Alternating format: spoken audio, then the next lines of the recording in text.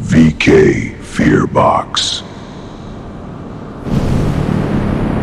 Hello guys, कैसे हो आप सब? उम्मीद करता हूं आप ठीक होंगे। आप सभी का स्वागत है हमारे चैनल वी के फियर बॉक्स पर। आज की कहानी थोड़ी अलग है, थोड़ी अजीब और शायद थोड़ी बेचैन कर देने वाली। ये कहानी है एक ऐसे सफर की जहां रास्ता तो सीधा था, लेकिन मंजिल बार बार दूर हो रही थी। तो बिना ज्यादा देर किए चलिए शुरू करते हैं आज की कहानी। दोस्तों, आज जो कहानी मैं आपको सुनाने जा रहा हूं वो सिर्फ एक सड़क की कहानी नहीं है, बल्कि विश्वास और मन के डर की कहानी है। हम सब ने अपने गांवों में बुजुर्गों से एक शब्द जरूर सुना होगा, छलावा। कुछ लोग इसे भ्रम कहते हैं, कुछ लोग आत्मा का खेल और कुछ लोग मन का धोखा। लेकिन जो लोग सड़क पर रातें काटते हैं, जो लोग सैकड़ों किलोमीटर अंधेरे में सिर्फ हेडलाइट की रोशनी के भरोसे चलते हैं, वो जानते हैं कि कभी कभी रास्ता सीधा होते हुए भी सीधा नहीं रहता। आज मैं आपको मिलवाने जा रहा हूं महेश चौधरी से, जो पिछले 18 साल से ट्रक चला रहे हैं और जिन्होंने खुद महसूस किया कि हर 10 किलोमीटर पर वही साइन बोर्ड सामने खड़ा था। अब ये क्या था, आप खुद तय करिए। मेरा नाम महेश चौधरी है। घर नागौर जिले के छोटे से गांव में है, जहां सुबह खेतों की मिट्टी की खुशबू से दिन शुरू होता है और रात को मंदिर की आरती की आवाज से नींद आती है। पिताजी किसान थे। मैंने 12वीं के बाद ही ट्रक पकड़ लिया। पहले हेल्परी की, फिर खलासी, और धीरे धीरे खुद ड्राइवर बन गया। अब 2 बच्चे हैं। बड़ी बेटी राधिका छठी में पढ़ती है और छोटा बेटा गणेश अभी पहली में है। बीवी हर बार फोन करके कहती हैं, जल्दी आ जाओ। बच्चे पूछते हैं, पापा कब आएंगे? और मैं हर बार यही कहता हूँ, बस ये ट्रिप खत्म हो जाए। उस रात भी बस एक ट्रिप थी। कोटा से सीमेंट भर के निकलना था। 28 टन माल ट्रक, पूरा भरा हुआ कागज, सब ठीक, आरसी, परमिट, फिटनेस, इंश्योरेंस, सब फाइल में सेट करके डैशबोर्ड में रखा। मैंने आदत के मुताबिक गाड़ी स्टार्ट करने से पहले डैशबोर्ड पर रखी हनुमान जी की छोटी सी मूर्ति को हाथ लगाया, माथा छुआ और मन ही मन बोला, जय बजरंग बली, रखवाली करना। मेरे साथ पप्पू था, गांव का ही छोरा, उम्र 22 साल, हंसमुख, लेकिन रात में थोड़ा डर जाता है। 10:30 बजे के आसपास हम हाईवे पर आ गए। सड़क लगभग खाली थी। ठंडी हवा शीशे से टकरा रही थी और हेडलाइट की रोशनी लंबी पट्टी की तरह आगे भाग रही थी। मैंने धीरे से भजन लगा दिया, राम जी की निकली सवारी। पप्पू ने मुस्कुराकर कहा, भैया रात में भजन मत लगाया करो, सुनसान में कुछ अलग सा लगता है। मैंने कहा, अरे भगवान का नाम है, डर किस बात का। करीब 11:20 के आसपास पहला बोर्ड दिखा। नीले रंग का साफ लिखा था, रामपुर घाट। 10 किलोमीटर मैंने सामान्य समझकर ट्रक आगे बढ़ा दिया। 10-12 मिनट बाद फिर एक बोर्ड दिखा और उस पर भी वही लिखा था, रामपुर घाट 10 किलोमीटर। पप्पू ने तुरंत कहा, भैया दूरी कम क्यों नहीं हुई? मैंने कहा, कई बार 2 बोर्ड लगाते हैं, आगे और पीछे दोनों तरफ, पर अंदर कहीं हल्की सी कसक हुई कि बात ठीक नहीं लग रही। हमने सोचा चाय पी लेते हैं। आगे एक छोटा सा ढाबा दिखा, ट्रक साइड में लगाया, चाय मंगवाई। ढाबे वाला अधेड़ उम्र का आदमी था। उसने पूछा, किधर जाना है? मैंने कहा, रामपुर घाट। वो कुछ पल चुप रहा, फिर बोला, रात में उस तरफ कम लोग जाते हैं। मैंने हंसकर कहा, सड़क तो वही है। उसने धीरे से कहा, सड़क वहीं रहती है, पर आदमी घूम जाता है। उसकी बात सुनकर पप्पू मेरी तरफ देखने लगा। मैंने बात को हंसी में उड़ा दिया, पर जाते समय उसने एक और बात कही, अगर दूरी कम न हो तो समझ जाना रास्ता नहीं बदला। हम आगे बढ़ गए। कुछ किलोमीटर बाद पुलिस की चेकिंग लगी थी। टॉर्च की तेज रोशनी आंखों में पड़ी, कागज चेक हुए, सब सही निकले। पुलिस वाले ने बस इतना कहा, सीधे जाना, साइड रोड मत लेना। उसकी आवाज सामान्य थी, लेकिन नजर कुछ ज्यादा देर तक टिकी रही, जैसे वो भी कुछ जानता हो। रात करीब 1 बजा होगा। सड़क और ज्यादा सुनसान हो गई। नेटवर्क गायब, रेडियो अपने आप बंद हो गया और सामने फिर वही बोर्ड दिखाई दिया, रामपुर घाट 10 किलोमीटर। इस बार मैंने ट्रक की स्पीड कम कर दी। ध्यान से देखा, बोर्ड के कोने पर सफेद रंग का छोटा सा उखड़ा हुआ निशान था, बिल्कुल वैसा ही जैसा पहले दिखा था। पप्पू की आवाज हल्की पड़ गई, भैया ये वही है ना? इस बार मेरे पास कोई जवाब नहीं था। हथेलियां पसीने से भीग चुकी थीं। दिल की धड़कन तेज थी। मैंने खुद को समझाया कि यह सिर्फ दिमाग का खेल है। शायद हम ध्यान नहीं दे रहे होंगे, शायद कोई कट मिस हो गया होगा। लेकिन जब अगली बार फिर वही बोर्ड सामने आया और दूरी अब भी 10 किलोमीटर ही लिखी थी, तब पहली बार लगा कि बात सड़क की नहीं है, कुछ और है जो हमारे साथ चल रहा है या शायद हमारे अंदर चल रहा है। दादी की एक बात याद आई थी। वो कहती थी, बेटा कुछ रास्ते बाहर नहीं होते, वो आदमी के मन में बन जाते हैं। और अगर मन डर जाए तो सीधी सड़क भी गोल चक्कर बन जाती है। मैंने एक्सेलरेटर दबाया और खुद से कहा, महेश तू 18 साल से गाड़ी चला रहा है, तुझे कोई छलावा नहीं घुमा सकता। लेकिन उस रात पहली बार लगा कि स्टीयरिंग मेरे हाथ में होते हुए भी पूरा नियंत्रण मेरे पास नहीं है। और रामपुर घाट अब भी 10 किलोमीटर दूर खड़ा था, जैसे हमारा इंतजार कर रहा हो। उस रात के बाद मैं खुद को समझाता रहा कि ये बस थकान है, लंबा सफर है। दिमाग कभी कभी दूरी को पकड़ नहीं पाता। लेकिन सच कहूं तो स्टीयरिंग पकड़ते समय हाथों की पकड़ थोड़ी सख्त हो गई थी और सांस पहले से भारी लग रही थी। सामने सड़क सीधी थी, फिर भी मन बार बार पीछे छूटे बोर्ड की तरफ जा रहा था। पप्पू चुप था, जो आमतौर पर गाने गुनगुनाता रहता था, पर अब वो सीट से सटा बैठा था, जैसे कहीं उतरने की तैयारी में हो। और मैं बार बार मीटर देख रहा था कि कितने किलोमीटर हुए। ओडोमीटर साफ बता रहा था कि हम आगे बढ़ रहे हैं। पर हर कुछ देर में अंधेरे को चीरती हेडलाइट के बीच वही नीला रंग चमक जाता और वही शब्द उभर आते, रामपुर घाट 10 किलोमीटर। जैसे किसी ने सड़क पर कॉपी पेस्ट कर दिया हो। मैंने सोचा शायद हम किसी लूप में आ गए हैं, शायद कहीं कट छूट गया। मैंने अगली बार बोर्ड दिखते ही ट्रक साइड में लगाकर नीचे उतरने का फैसला किया। रात की हवा ठंडी थी और दूर कहीं खेतों की मिट्टी की गंध आ रही थी। सड़क पर सन्नाटा ऐसा था कि अपने कदमों की आवाज भी साफ सुनाई दे रही थी। बोर्ड के पास गया तो सचमुच कोने पर वही सफेद उखड़ा निशान था। मैंने हाथ लगाकर देखा, लोहे की ठंडक उंगलियों में उतर गई। पप्पू पीछे से बोला, भैया चलो, यहां अच्छा नहीं लग रहा। मैंने झुंझलाकर कहा, अरे देख तो लेने दे। पर भीतर कहीं एक डर रेंग चुका था, जो शब्द नहीं बन पा रहा था। ट्रक में वापस बैठा तो अचानक याद आया कि बीवी का फोन शाम को आया था। उसने कहा था जल्दी लौट आना। राधिका की तबीयत हल्की खराब है और गणेश बार बार पूछ रहा है, पापा कब आएंगे। मैंने हंसते हुए कहा था, बस 2 दिन और। पर अब उसी आवाज में एक बेचैनी महसूस हो रही थी, जैसे घर से दूर हर किलोमीटर भारी होता जा रहा हो।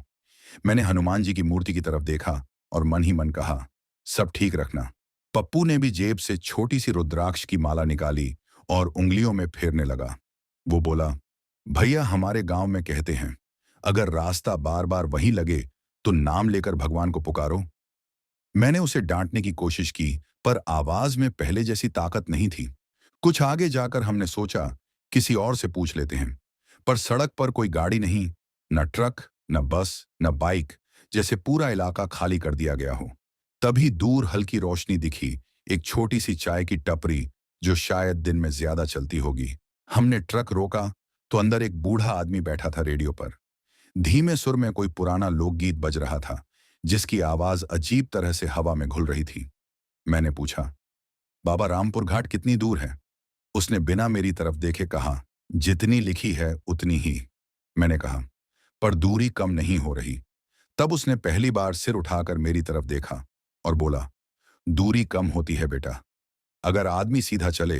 मैंने कहा, हम तो सीधा ही चल रहे हैं। वो बोला, फिर शायद रास्ता सीधा नहीं है, या मन में कोई गांठ है। उसकी बात मेरे दिल में चुभ गई, क्योंकि सच तो ये था कि पिछले महीने मैंने एक गलती की थी, जो किसी को नहीं बताई। कंपनी का माल थोड़ा कम तौल में था और मैंने सोचा चलो कोई नहीं पता करेगा।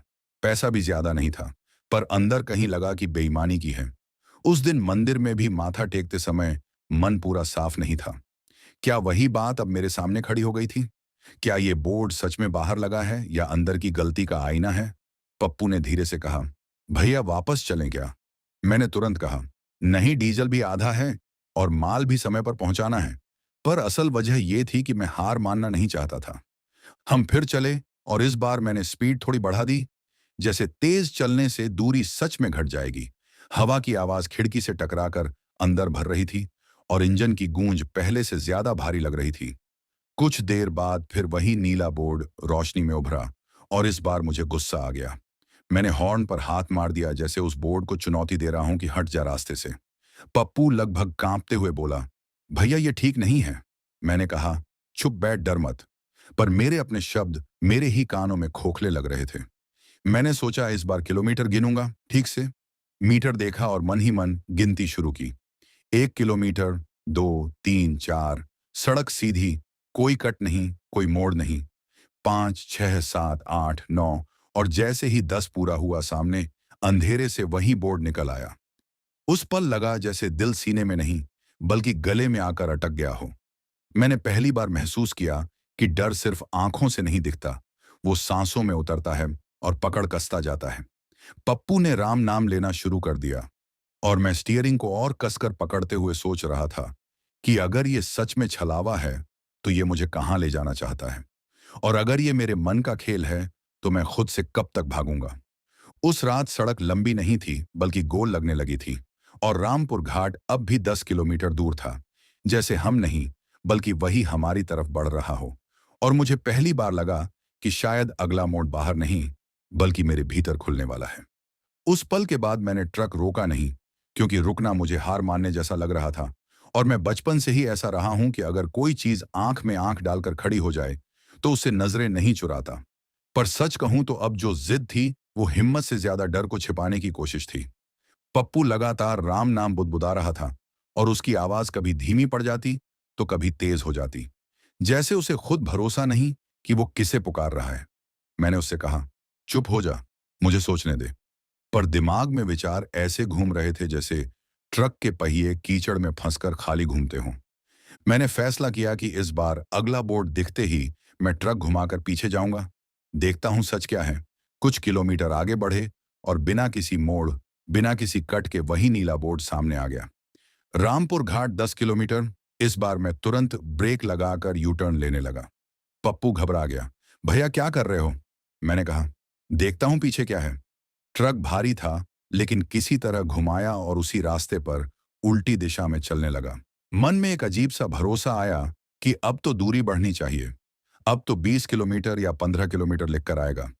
पर मुश्किल से 10 मिनट हुए होंगे कि फिर हेडलाइट की रोशनी में वही बोर्ड उभरा, और उस पर अब भी वही लिखा था, रामपुर घाट 10 किलोमीटर। उस पल मेरे भीतर जैसे कुछ टूट गया, क्योंकि अब दिशा बदलने से भी फर्क नहीं पड़ा। मैंने मीटर देखा, किलोमीटर सच में बढ़ रहे थे, डीजल कम हो रहा था, समय आगे जा रहा था, पर दूरी वहीं अटकी थी। ये बात दिमाग में हथौड़े की तरह बजने लगी कि अगर सब कुछ चल रहा है तो ठहरा क्या है। मैंने खुद से पूछा, महेश तू किससे भाग रहा है?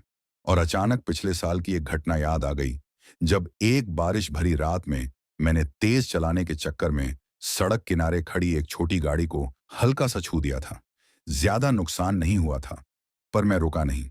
मुझे लगा कौन पचड़े में पड़े, सुबह तक बात आई गई हो जाएगी। उस दिन से कभी कभी रात में वो हेडलाइट की चमक याद आती थी। क्या वही अधूरापन अब मेरे सामने खड़ा है? पप्पू ने धीरे से कहा, भैया घर फोन कर लो। मैंने मोबाइल उठाया, नेटवर्क नहीं, सिग्नल की एक भी लाइन नहीं, जैसे दुनिया से हमारा रिश्ता कट गया हो। मैंने हंसने की कोशिश की, बोला, देख नेटवर्क भी छलावा हो गया। पर आवाज में कंपन था। पप्पू बोला, मेरे बाबा कहते थे कुछ रास्तों पर आत्माएं नहीं भटकती, वहां आदमी अपनी ही परछाई से डर जाता है। मैंने गुस्से से कहा, छुप कर ये सब। पर भीतर कहीं उसकी बात बैठ गई, क्योंकि सच तो ये था कि अब मुझे सड़क से ज्यादा अपने विचारों से डर लग रहा था। मैंने ट्रक साइड में रोककर आंखें बंद की और गहरी सांस ली। सोचा, अगर ये मन का खेल है, तो मन को ही शांत करना होगा। हनुमान चालीसा की 2 पंक्तियां याद आईं, जिन्हें मैं अक्सर पूरी तरह नहीं पढ़ पाता, पर उस रात शब्द खुद ब खुद याद आने लगे। पप्पू भी साथ में बुदबुदाने लगा।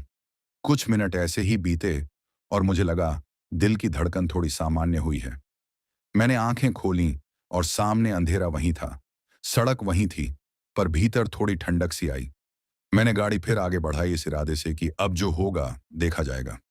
करीब 5 किलोमीटर चले होंगे कि दूर एक और ट्रक की हल्की लाल लाइटें दिखाई दी। मुझे राहत मिली कि चलो कोई और भी है इस रास्ते पर। मैंने स्पीड बढ़ाई ताकि पास जाकर पूछ सकूं, पर जितना पास जाने की कोशिश करता, वो उतना ही दूर होता जाता, जैसे हमारे बीच की दूरी तय ही ना हो पा रही हो। पप्पू बोला, भैया ये ठीक नहीं है, वो ट्रक पास क्यों नहीं आ रहा?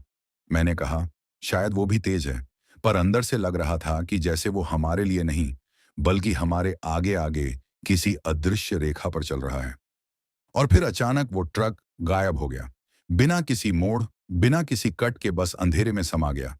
उसी पल सामने फिर वही बोर्ड उभरा, रामपुर घाट 10 किलोमीटर। अब ये सिर्फ एक साइन बोर्ड नहीं रहा था, ये जैसे सवाल बन चुका था जो हर 10 किलोमीटर पर मुझसे पूछता था कि तू कब मानेगा कि रास्ता बाहर नहीं अटका। और मैं स्टीयरिंग पकड़े सोच रहा था कि अगर ये सच में छलावा है तो शायद ये मुझे कहीं ले जाने नहीं बल्कि कुछ दिखाने आया है, और जो दिखेगा उससे भागना शायद अब संभव नहीं रहेगा। अब तक डर का रंग बदल चुका था।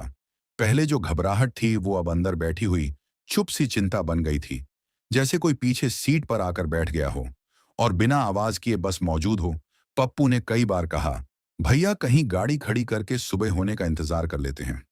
पर मैं जानता था कि अगर मैंने गाड़ी रोक दी तो ये रास्ता मेरे अंदर और गहरा धंस जाएगा।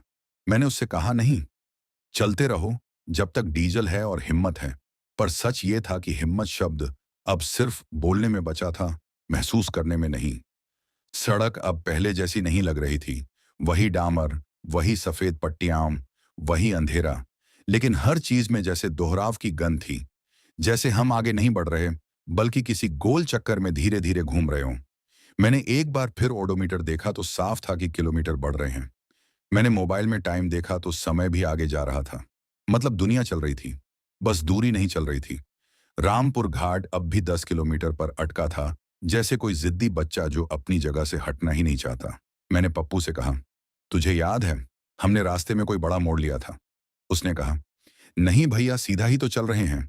फिर वो धीरे से बोला, भैया कहीं ऐसा तो नहीं कि हमें कहीं और जाना था और हम गलत दिशा में निकल गए?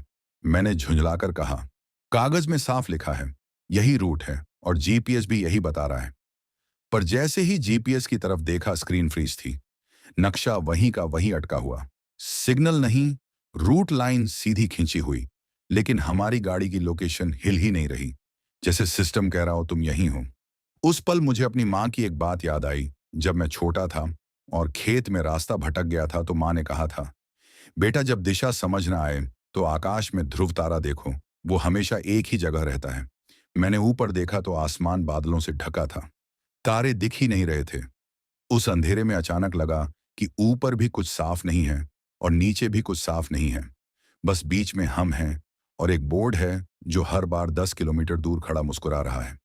अचानक पप्पू ने मेरा हाथ पकड़ा और बोला, भैया सुनो। मैंने कहा, क्या हुआ?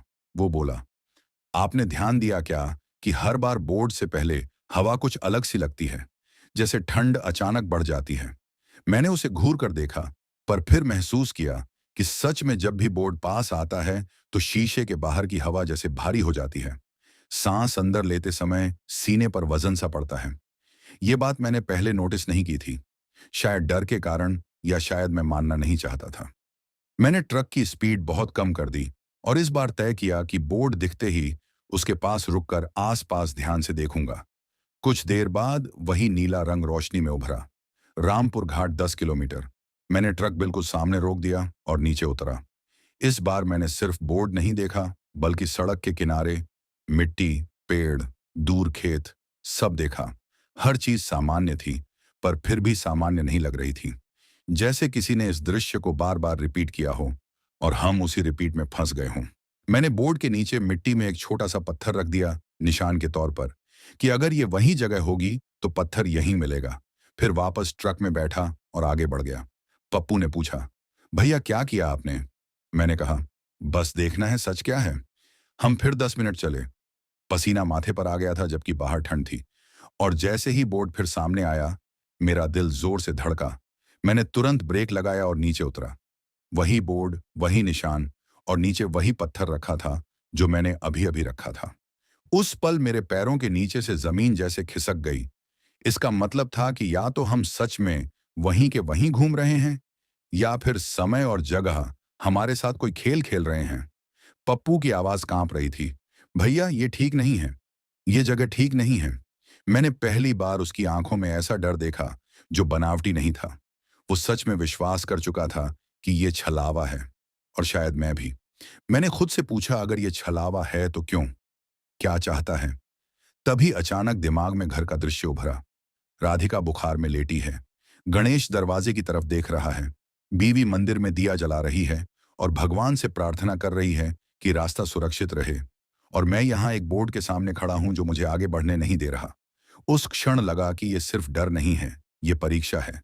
शायद विश्वास की, शायद पछतावे की, शायद उस सच की जिसे मैं खुद से छुपाता रहा। मैं वापस ट्रक में बैठा और पप्पू से कहा, जो भी है अब भागेंगे नहीं, या तो ये दूरी बदलेगी या हम बदलेंगे। और मैंने स्टीयरिंग पर हाथ रखते हुए महसूस किया कि अब ये सिर्फ सड़क का सफर नहीं रहा, ये मेरे भीतर के किसी अधूरे मोड़ तक पहुंचने का रास्ता बन चुका है।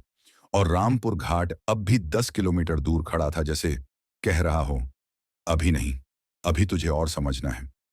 उस पत्थर को दूसरी बार उसी जगह देखकर मेरे भीतर जो हलचल हुई थी, वो अब धीरे धीरे शांत होने के बजाय और गहरी होती जा रही थी।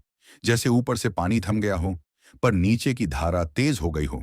पप्पू सीट से सटा बैठा था और बार बार पीछे मुड़कर देख रहा था, जैसे उसे उम्मीद हो कि कोई हमें पीछा कर रहा है। मैंने उससे कहा, पीछे मत देख, सामने देख। पर असल में मैं खुद सामने देखने से बच रहा था, क्योंकि सामने का मतलब था फिर वही नीला बोर्ड, वही 10 किलोमीटर, वही सवाल जो हर बार मेरे सीने में आकर अटक जाता था। मैंने ट्रक धीरे चलाना शुरू किया। इस बार एक्सेलरेटर पर पैर हल्का रखा, जैसे जल्दी पहुंचने की कोशिश ही ना करूं। अगर दूरी घटनी नहीं है तो दौड़ने का क्या फायदा? पप्पू ने धीमे से कहा, भैया आपको याद है बचपन में गांव के बाहर जो पुराना पीपल का पेड़ है, लोग कहते थे शाम के बाद वहां मत जाना, वरना रास्ता भटक जाओगे। मैंने कहा, हाँ याद है। वो बोला, बाबा कहते थे वो पेड़ किसी को पकड़ता नहीं था, बस आदमी खुद डर के कारण उल्टा घूम जाता था। उसकी बात सुनकर मैंने सोचा, कहीं ऐसा तो नहीं कि हम सच में गोल घूम रहे हैं और हमें लग रहा है सीधा जा रहे हैं। पर सड़क पर तो कोई मोड़ नहीं, कोई चौराहा नहीं, फिर कैसे? मैंने तय किया कि इस बार बोर्ड से पहले ही ट्रक रोक दूंगा और कुछ देर बिल्कुल स्थिर खड़ा रहूंगा। देखते हैं क्या होता है। कुछ किलोमीटर आगे बढ़े और जैसे ही हवा थोड़ी भारी सी लगी, मैंने गाड़ी साइड में लगा दी। इंजन चालू था, लेकिन हमने चलना बंद कर दिया। आसपास गहरा सन्नाटा था। मैंने घड़ी देखी, 5 मिनट, 10 मिनट, 15 मिनट, सब सामान्य, कोई बदलाव नहीं।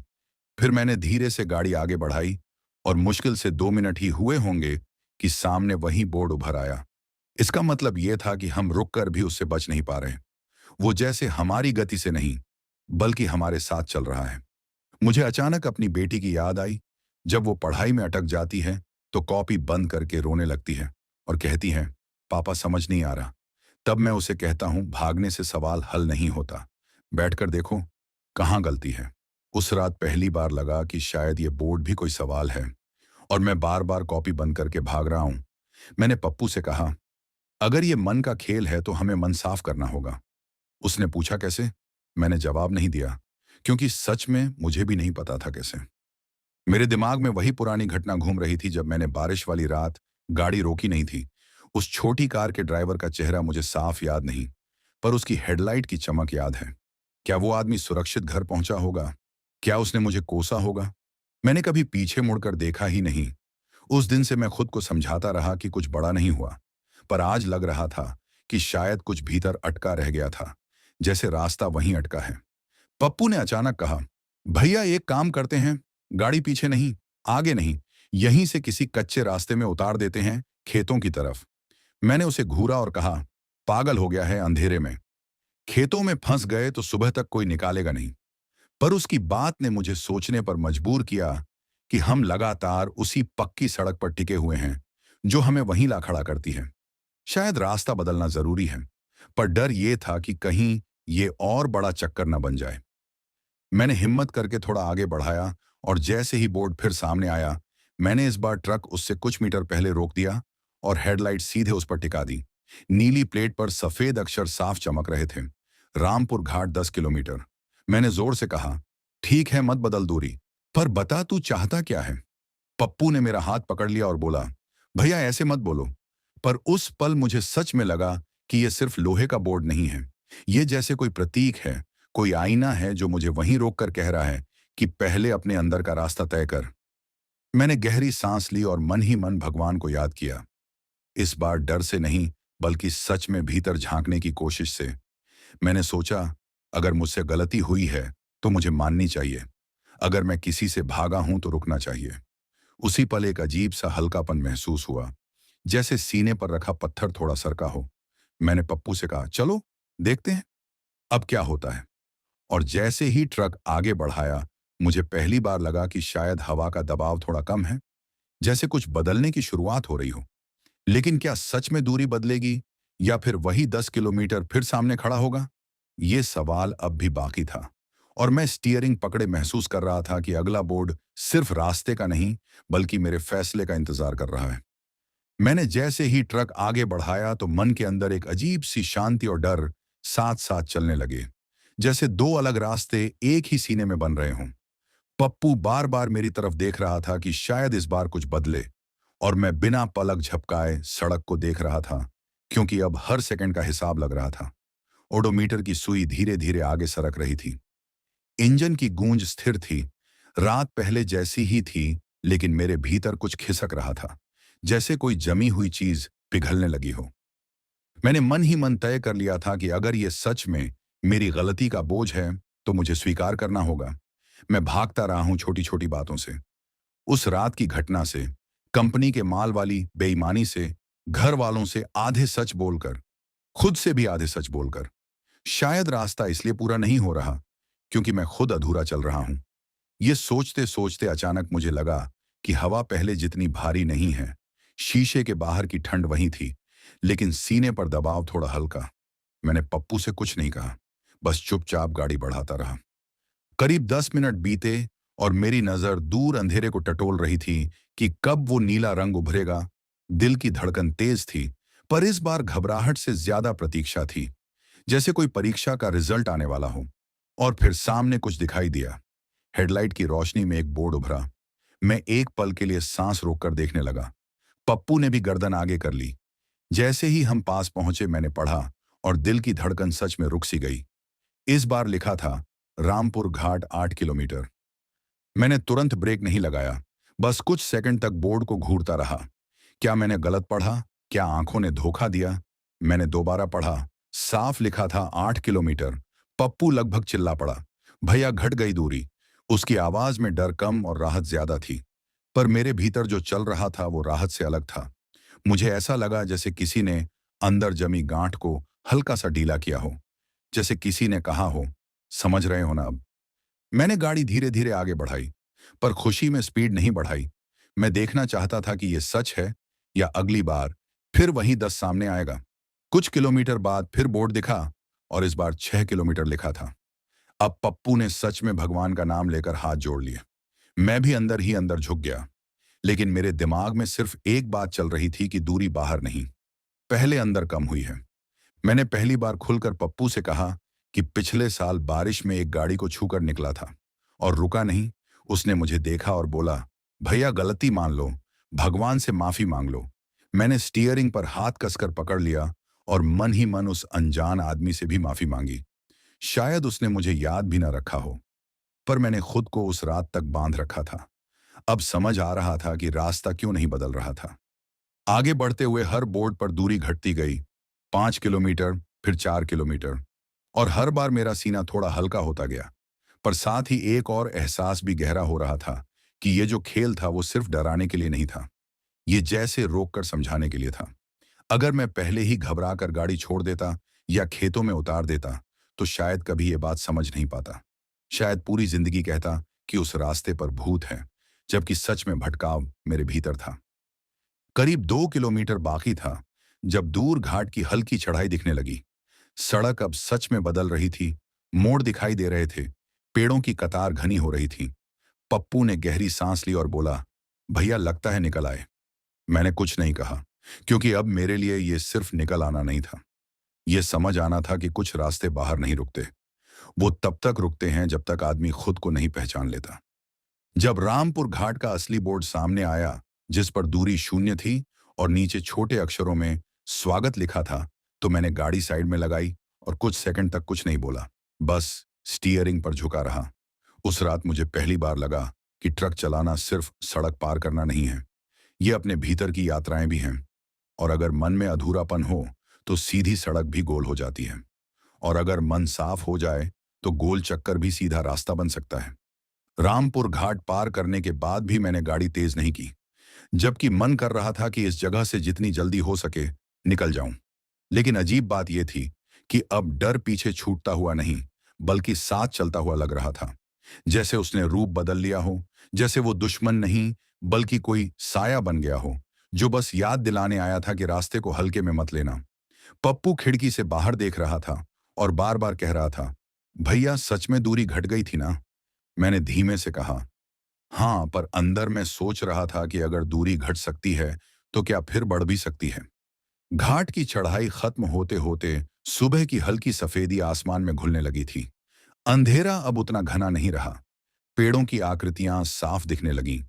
दूर कहीं मंदिर की घंटी की आवाज हवा में तैरती सी आई और मुझे अपने गांव की सुबह याद आ गई, जब बीवी तुलसी में पानी डालती है और बच्चे अभी नींद में होते हैं। उस पल लगा कि रात सच में बीत गई है। पर क्या जो हुआ वो भी बीत गया है, या वो कहीं भीतर दर्ज हो चुका है। हम घाट से उतरकर मुख्य सड़क पर आए तो पहली बार दूसरी गाड़ियां दिखीं। एक बस, दो ट्रक, एक बाइक, सब सामान्य।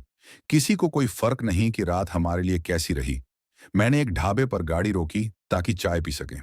वही सामान्य हलचल, चूल्हे की आंच, स्टील के गिलासों की खनक, लोगों की बातें।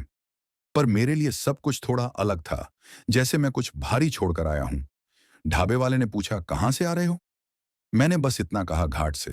उसने सिर हिलाया और बोला, रात में कम लोग निकलते हैं उधर से। मैंने उसकी आंखों में देखा, पर इस बार कुछ नहीं कहा।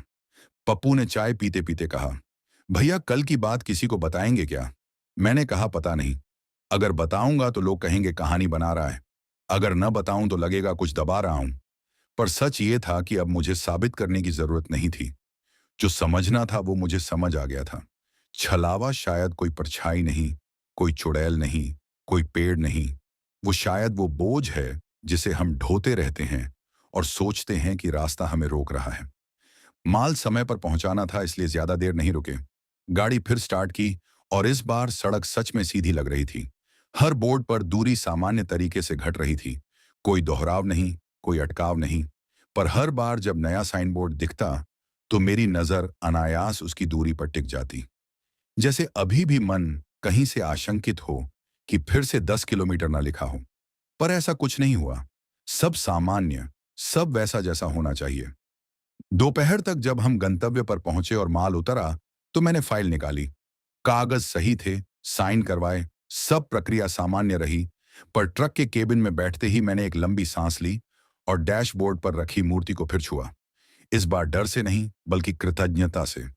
मैंने मन ही मन तय किया कि जो भी गलती है उसे आगे नहीं दोहराऊंगा। जो भी अधूरा है उसे अधूरा नहीं छोड़ूंगा। क्योंकि अगर भीतर गांठ रहेगी तो कोई ना कोई बोर्ड कहीं ना कहीं खड़ा मिल जाएगा। वापसी के सफर में पप्पू ने फिर गाना लगाया। इस बार वही पुराना लोकगीत, पर अब उसकी आवाज डरावनी नहीं लग रही थी, बल्कि जैसे याद दिला रही थी कि रास्ते बदलते रहते हैं, मन भी बदल सकता है।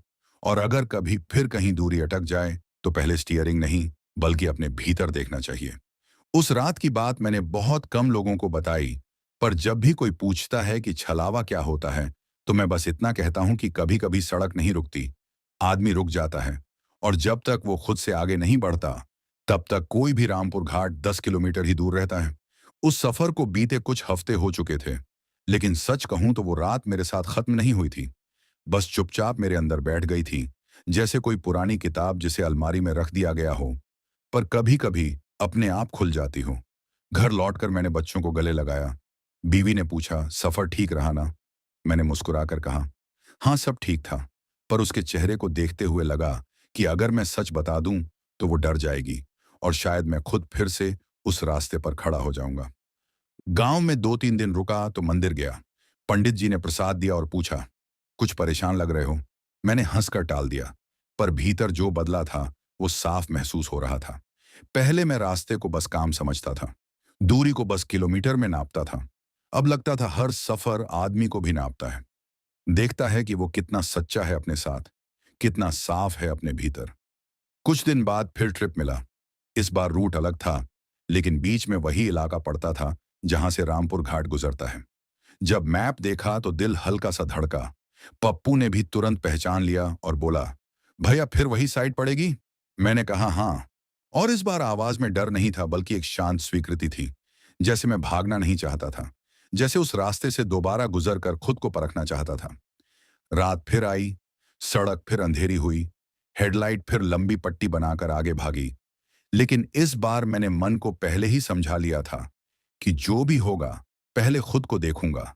जैसे ही उस इलाके में प्रवेश किया जहां पिछली बार दूरी अटकी थी, मैंने स्टीयरिंग पर पकड़ ढीली रखी, सांस सामान्य रखी। पप्पू भी चुप था, पर पिछली बार जैसा घबराया हुआ नहीं। हम दोनों जानते थे कि असली लड़ाई बाहर की नहीं, भीतर की है। पहला बोर्ड दिखा, रामपुर घाट 12 किलोमीटर। मैंने पढ़ा और हल्की मुस्कान आई। दूरी सामान्य थी। पप्पू ने भी राहत की सांस ली। कुछ मिनट बाद अगला बोर्ड आया, 9 किलोमीटर, फिर 7 किलोमीटर। सब कुछ ठीक, कोई दोहराव नहीं, कोई अटकाव नहीं। पर मैं हर बोर्ड को ध्यान से देखता रहा, जैसे किसी पुराने परिचित से मिल रहा हूं। मन में एक शांति थी कि अब रास्ता मुझे घुमा नहीं रहा, शायद क्योंकि मैं खुद नहीं घूम रहा। घाट के पास पहुंचते समय मैंने जानबूझकर गाड़ी थोड़ी धीमी कर दी। वही मोड़, वही पेड़, वही चढ़ाई, पर इस बार हवा भारी नहीं लगी, सांस पर कोई वजन नहीं। और जब घाट पार हुआ तो मैंने पीछे शीशे में देखा। दूर एक नीला बोर्ड धुंधला सा दिख रहा था। दूरी नहीं पड़ पाया, पर इस बार मन में कोई सवाल नहीं उठा, जैसे जवाब पहले ही मिल चुका हो। पप्पू ने धीरे से कहा, भैया अब समझ आया होगा कि छलावा क्या था। मैंने कहा, हाँ, वो कोई परछाई नहीं थी, वो मेरी अपनी ही अधूरी बात थी। और शायद हर आदमी के जीवन में कभी ना कभी ऐसा बोर्ड खड़ा होता है जो दूरी नहीं बदलता, जब तक आदमी खुद न बदले। उस रात के बाद मैंने एक आदत डाल ली। हर सफर से पहले, ट्रक स्टार्ट करने से पहले 2 मिनट आंख बंद करके बैठता हूं। खुद से पूछता हूं, कहीं कुछ अधूरा तो नहीं छोड़ रहा, कहीं किसी से भाग तो नहीं रहा।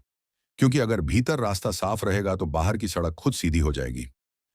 आज जब आप मुझसे पूछते हैं कि हर 10 किलोमीटर पर वही साइन बोर्ड कैसे दिख रहा था, तो मैं कोई बड़ी दास्तान नहीं सुनाता। बस इतना कहता हूं कि सड़कें हमेशा सीधी नहीं होती, लेकिन उससे भी ज्यादा जरूरी ये है कि आदमी खुद से कितना सीधा है। अगर मन उलझा होगा तो हर मोड़ गोल लगेगा, और अगर मन साफ होगा तो गोल चक्कर भी आगे बढ़ने का रास्ता बन जाएगा। उस दूसरी बार के सफर के बाद मैं ये सोचकर निश्चिंत नहीं हुआ कि अब सब खत्म हो गया, बल्कि उल्टा एक नई जिम्मेदारी महसूस होने लगी। जैसे किसी ने कंधे पर हाथ रखकर कह दिया हो कि अब समझ गए हो तो भूलना मत। घर लौटकर मैंने बीवी से उस रात की पूरी बात नहीं बताई, लेकिन इतना जरूर कहा कि कभी कभी आदमी को अपने किए का हिसाब खुद से करना पड़ता है। उसने बिना ज्यादा सवाल किए बस इतना कहा, भगवान सब देखता है। और उस एक वाक्य ने मुझे फिर याद दिलाया कि डर बाहर से नहीं आता, वो भीतर की गवाही से आता है। कुछ महीनों बाद कंपनी ने नया रूट दिया। इस बार लंबा सफर था और बीच में कई घाट, कई सुनसान हिस्से। पप्पू अब पहले जैसा डरपोक नहीं रहा था, बल्कि कई बार खुद मुझे समझाता कि भैया दिमाग को सीधा रखो तो रास्ता खुद सीधा रहता है।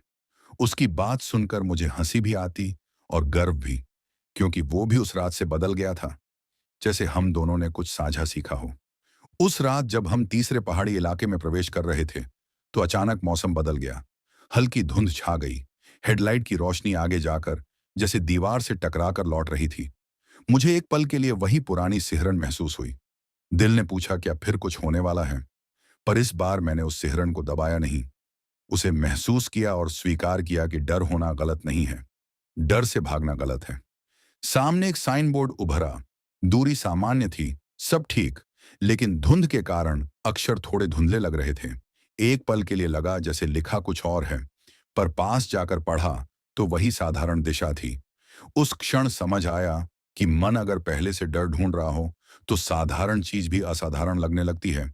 मैंने खुद से कहा, महेश याद रख, जो दिख रहा है वही देख, जो नहीं दिख रहा उसे कल्पना मत बना। रास्ते में एक छोटा सा मंदिर पड़ा जहां ट्रक ड्राइवर अक्सर रुकते हैं। मैंने गाड़ी रोकी और 2 मिनट के लिए अंदर गया। घंटी की आवाज साधारण थी, तेल का दिया साधारण था, पर उस शांति में मुझे लगा कि असली परीक्षा मंदिर में नहीं सड़क पर होती है, जहां कोई देख नहीं रहा होता, जहां आदमी अकेला होता है और वही तय करता है कि वो कौन है। जब वापस ट्रक में बैठा तो पप्पू ने पूछा, भैया डर लगा क्या? मैंने सच सच कहा लगा था, पर उतना ही जितना होना चाहिए। अब वो मुझे चलाता नहीं, बस याद दिलाता है कि सजग रहना है। उस रात हमने बिना किसी दोहराव के पूरा रास्ता तय किया। हर बोर्ड अपनी जगह बदलता रहा, हर दूरी घटती रही, और मुझे लगा जैसे जीवन भी ऐसा ही है। अगर हम सीख लें तो वही गलती दोबारा उसी तरह सामने नहीं आती। अब जब कभी मैं किसी नए ड्राइवर को सुनता हूं कि फलां रास्ते पर भूत है या उस घाट पर कोई परछाई दिखती है, तो मैं उन्हें सीधे गलत नहीं कहता। मैं बस इतना कहता हूं कि पहले अपने मन का हाल देख लो। कहीं कोई अधूरी बात, कोई दबा हुआ पछतावा, कोई अनकही गलती तो नहीं। क्योंकि कई बार सड़क कुछ नहीं करती, बस हमें हमारी ही परछाई दिखा देती है। उस रात धुंध धीरे धीरे छंटी और सुबह की रोशनी फैल गई। मुझे लगा जैसे कहानी खत्म हो चुकी है, पर सच में वो खत्म नहीं हुई थी। वो मेरे जीने के तरीके में शामिल हो गई थी। अब हर सफर सिर्फ माल पहुंचाने का काम नहीं रहा, बल्कि खुद को जांचने का मौका बन गया था। और अगर कभी फिर कोई बोर्ड दूरी बदलना भूल भी जाए, तो मैं जानता हूं कि पहले स्टीयरिंग नहीं, अपने दिल की दिशा देखनी है। समय बीतता गया, सफर बदलते गए, माल बदलता गया, लेकिन वो रात मेरे जीवन की किताब में एक मोड़ बनकर रह गई। अब मैं जब भी ट्रक स्टार्ट करता हूं तो सिर्फ इंजन की आवाज नहीं सुनता, अपने भीतर की आवाज भी सुनने की कोशिश करता हूं। पहले मैं सोचता था कि ड्राइवर का काम बस गाड़ी संभालना है। अब समझ आया कि असली ड्राइविंग भीतर की होती है, क्योंकि अगर मन भटका तो सड़क सीधी होकर भी घुमा देती है। एक दिन मेरे ही गांव का एक नया लड़का मेरे पास आया।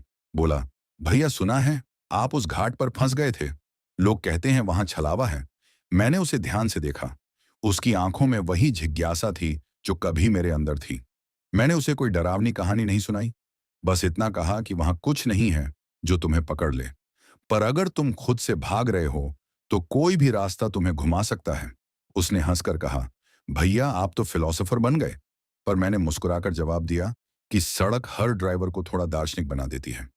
कभी कभी रात में जब लंबा सुनसान हाईवे आता है और दूर कोई नीला साइन बोर्ड रोशनी में चमकता है, तो एक पल के लिए दिल अब भी हल्का सा ठहर जाता है, जैसे पुरानी याद सिर उठाती हो। पर उसी पल मैं खुद से पूछता हूं, सब साफ है ना? कोई बोझ नहीं, कोई अधूरापन नहीं। और जब जवाब हाँ में मिलता है, तो गाड़ी खुद ब खुद हल्की लगने लगती है। दूरी सामान्य तरीके से घटती है और रास्ता बिना किसी जिद के आगे बढ़ता रहता है। मैंने उस बारिश वाली घटना के बारे में भी एक दिन कंपनी में जिक्र किया। जो हुआ था बताया, जितना याद था उतना सच कहा। किसी ने मुझे सजा नहीं दी, क्योंकि नुकसान बड़ा नहीं था। पर उस दिन के बाद से मेरे भीतर जो डर था वो पूरी तरह उतर गया। शायद इसीलिए क्योंकि मैंने उससे भागना छोड़ दिया था। उस दिन लगा कि असली छलावा वो झूठ था जो मैं खुद से बोल रहा था। अब जब भी रामपुर घाट का नाम आता है तो मैं मुस्कुराता हूं, क्योंकि वो मेरे लिए कोई डरावनी जगह नहीं रही। वो एक आईना बन गई है, जिसने मुझे दिखाया कि आदमी अगर अपने मन की दूरी घटा ले तो बाहर की दूरी अपने आप घट जाती है। और अगर मन अटका रहे तो 10 किलोमीटर कभी पूरे नहीं होते। आज अगर आप मुझसे पूछें कि हर 10 किलोमीटर पर वही साइन बोर्ड कैसे दिख रहा था, तो मैं यही कहूंगा कि शायद वो बोर्ड बदलता नहीं था, क्योंकि मैं नहीं बदल रहा था। और जिस दिन मैंने खुद को देखने की हिम्मत की, उसी दिन दूरी 8 हुई, फिर 6 हुई, फिर 0 हुई। उस रात सड़क ने मुझे कहीं पहुंचाया नहीं, बल्कि मुझे मेरे भीतर के एक मोड़ तक ले गई, जहां से लौटते वक्त रास्ता सीधा हो गया। ट्रक अब भी वही है, स्टीयरिंग वही है, डीजल वही है, पर ड्राइवर पहले वाला नहीं रहा। अब अगर कभी कोई बोर्ड सामने अटक भी जाए तो मैं घबराता नहीं। मैं रुक कर सोचता हूं कि क्या कहीं मेरे अंदर कोई दूरी फिर से 10 पर अटकी तो नहीं। और अगर सब ठीक है तो गाड़ी आगे बढ़ जाती है। जैसे जीवन बढ़ता है, धीरे धीरे, एक एक किलोमीटर करके, बिना छलावे के, बिना भागे, बस सच के साथ। कहानी यहीं खत्म हो जानी चाहिए थी, पर जिंदगी कहानियों की तरह सीधे अंत नहीं देती। वो बीच बीच में पुराने पन्ने फिर खोल देती है।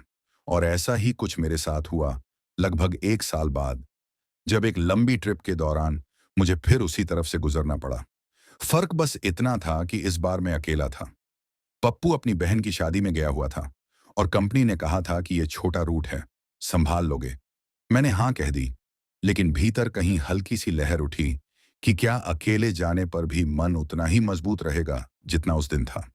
रात पहले जैसी ही उतरी, अंधेरा वैसा ही, सड़क पर वही सफेद पट्टियां, वही इंजन की गूंज। फर्क सिर्फ इतना था कि बगल वाली सीट खाली थी। उस खालीपन में मुझे अपनी ही सांसें ज्यादा साफ सुनाई दे रही थीं। मैंने रेडियो ऑन किया तो लोकल चैनल पर पुराना भजन चल रहा था। आवाज साफ नहीं थी, पर शब्द पहचान में आ रहे थे। और मुझे लगा कि यह रास्ता शायद हर बार डराने नहीं, बल्कि याद दिलाने के लिए आता है। जब उस इलाके की सीमा में दाखिल हुआ जहां कभी दूरी अटकी थी, तो दिल ने हल्का सा सवाल किया कि क्या फिर कुछ होगा। पर इस बार मैंने उस सवाल को दबाया नहीं। मैंने खुलकर स्वीकार किया कि हाँ, मुझे डर लग रहा है, पर मैं भागूंगा नहीं। सामने पहला बोर्ड आया और दूरी सामान्य थी। मैंने पढ़ा और बिना घबराहट के आगे बढ़ गया। कुछ किलोमीटर बाद दूसरा बोर्ड आया, फिर तीसरा, सब सामान्य। पर तभी एक क्षण ऐसा आया जब धुंध की हल्की परत हेडलाइट के सामने आई और दूर एक नीला साया उभरा। उस पल दिल ने पुराने अंदाज में धड़कना शुरू किया, जैसे याद दिला रहा हो कि कभी यहां तुम रुक गए थे। पर इस बार मैंने गाड़ी की स्पीड कम नहीं की, बस स्थिर रखी। बोर्ड पास आया और उस पर साफ दूरी लिखी थी। कोई 10 किलोमीटर पर अटकी संख्या नहीं, सब ठीक। और उसी क्षण मुझे एहसास हुआ कि असली फर्क सड़क में नहीं, मेरी प्रतिक्रिया में है। मैंने सोचा अगर उस पहली रात में डर के कारण गाड़ी छोड़ देता, खेतों में उतर जाता या किसी पर दोष डाल देता, तो शायद आज भी ये रास्ता मेरे लिए भूतिया होता। लोग मुझे कहानीकार समझते या मैं खुद को शिकार समझता। लेकिन सच ये है कि हम अक्सर अपनी गलतियों, अपने डर, अपने अधूरे कामों को बाहर की ताकत बना देते हैं, ताकि हमें खुद का सामना न करना पड़े। घाट के पास पहुंचते पहुंचते मैंने ट्रक साइड में लगाया और कुछ देर बिना वजह बैठा रहा। कोई जरूरत नहीं थी रुकने की, पर मैंने खुद को परखा कि क्या भीतर अब भी कोई गांठ बची है। कुछ पल चुप बैठने के बाद मुझे लगा कि मन स्थिर है, कोई भारीपन नहीं, कोई छुपी हुई बात नहीं। मैंने इंजन फिर चालू किया और आगे बढ़ गया, बिना किसी चुनौती, बिना किसी जिद के। उस रात मुझे समझ आया कि छलावा सिर्फ एक बार नहीं आता, वो जीवन में कई रूप लेकर आता है। कभी दूरी बनकर, कभी डर बनकर, कभी अपराध बोध बनकर।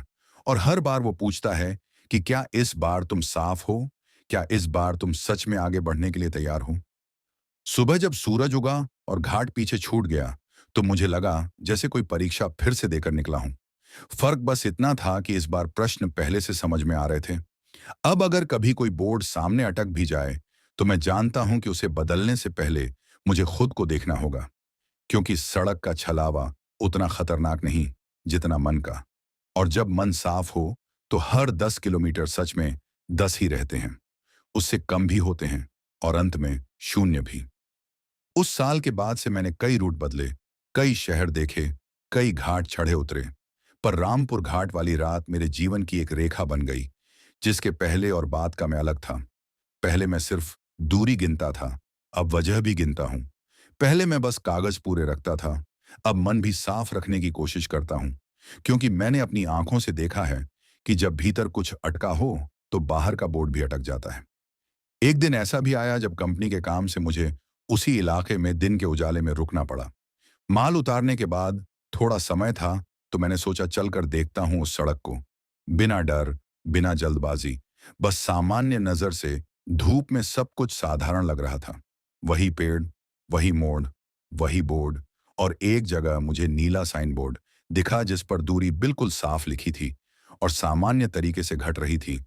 मैं कुछ देर उसे देखता रहा और मन ही मन मुस्कुराया कि उस रात तू नहीं बदला था, मैं बदला था।